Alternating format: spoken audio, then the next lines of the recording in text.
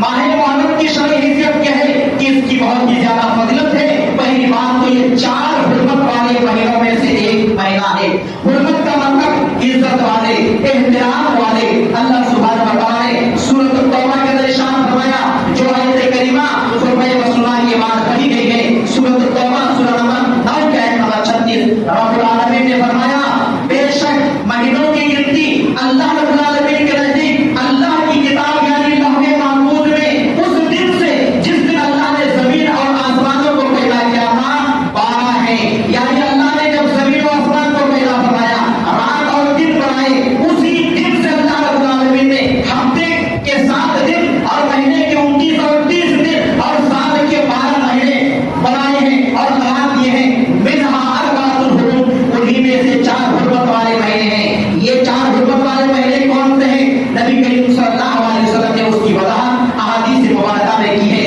چنانچہ صحیح بخاری حدیث نمبر 3197 کے اندر ابو بکر رضی اللہ تعالیٰ عنہ کی روایت سے نبی کریم صلی اللہ علیہ وسلم کی حدیث اس طریقے سے بیان کی گئی ہے، السنۃ سال 12 شہر 12 مہینے کے ہوتے ہیں. منہا اربعۃ حرم، ان میں سے 4 حرمت والے مہینے ہیں. ثلاثۃ متوالیات ذو القعدۃ وذو الحجۃ والمحرم، 3 مہینے تو پے در پے ہیں. عید کے مہینے کے بعد کا جو مہینہ تھا ذوالقعدہ، اور اس کے بعد یہ مہینہ ذوالحجہ، اور اس کے بعد آنے والا مہینہ محرم کا. یہ 3 لگاتار اور پے در پے، یہ تینوں مہینے حرمت والے ہیں، عزت والے ہیں، احترام والے ہیں. ہم جب نبی کریم صلی اللہ علیہ وسلم کے زمانے کے کفار و مشرکین کو یاد کرتے ہیں تو انہیں لعن طعن کرتے ہیں، زمانے جاہلیت کے ظاہر قرار دیتے ہیں. وہ لوگ بھی ان مہینوں کی عزت کرتے تھے، قدر کرتے تھے. ان مہینوں میں لڑائی جھگڑے نہیں کرتے تھے، ان مہینوں میں خون خرابہ نہیں کرتے تھے، ان مہینوں کے آتے ہی چوری چماری سے رک جاتے تھے، ان مہینوں کے اندر اللہ رب العالمین کی نافرمانیاں نہیں کرتے تھے. لیکن ان سے کتنے کہیں گزرے ہم اور آپ ہو گئے کہ ہمارے نزدیک ان مہینوں کی کوئی قدر نہیں ہے، کوئی وقت نہیں ہے. بہرحال میرے بھائیوں اور بہنوں، ان 4 حرمت والے مہینوں میں سے ایک مہینہ محرم کا ہے. اس ماہ محرم میں زیادہ سے زیادہ نفلی روزہ رکھنے کا ہمیں اور آپ کو حکم ملا ہے اور اس کی بہت ہی زیادہ فضیلت بیان کی گئی ہے. چنانچہ نبی کریم صلی اللہ علیہ وسلم نے ارشاد فرمایا، افضل الصیام بعد رمضان شہر اللہ المحرم. دیکھو رمضان کے روزوں کے بعد سب سے زیادہ افضل والے روزے اللہ کے مہینے محرم کے روزوں کا ہے. معلوم یہ ہوا کہ رمضان کے روزوں کی سب سے زیادہ فضیلت ہے. اس کے بعد جو 11 مہینہ بچتے ہیں، ان 11 مہینوں میں جو نفلی روزے ہم اور آپ رکھ رہے ہیں، ان میں سب سے زیادہ افضل اور بہتر روزے اس ماہ محرم کے پورے مہینہ زیادہ سے زیادہ آپ روزہ رکھنے کی کوشش کیجیے. نبی کریم صلی اللہ علیہ وسلم نے اس کو بہتر روزہ قرار دیا ہے. ساتھ ہی ساتھ سارے مہینے اللہ کے ہیں، لیکن اللہ رب العالمین نے اپنی نسبت کسی اور کی طرف نہیں کی. لیکن محرم کے تعلق سے نبی صلی اللہ علیہ وسلم نے کہا شہر اللہ المحرم، یہ محرم اللہ کا مہینہ ہے. اس وجہ سے بھی اس مہینے کی عزت اور احترام بہت زیادہ ہے.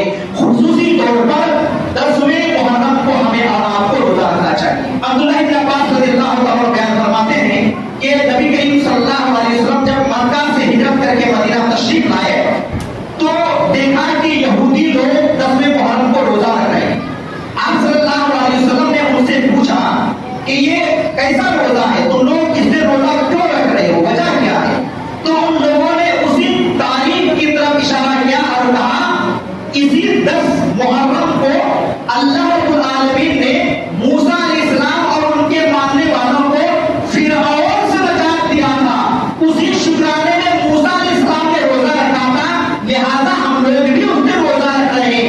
یہ سن کر نبی کریم صلی اللہ علیہ وسلم نے کہا دیکھو موسیٰ علیہ السلام کا جہاں تک تعلق ہے تو تمہارے بنسبت میں زیادہ حقدار ہوں کہ موسیٰ علیہ السلام کے خوشی کے اندر شریک ہو جاؤ، کیونکہ موسیٰ نبی، میں بھی نبی، وہ میرے بھائی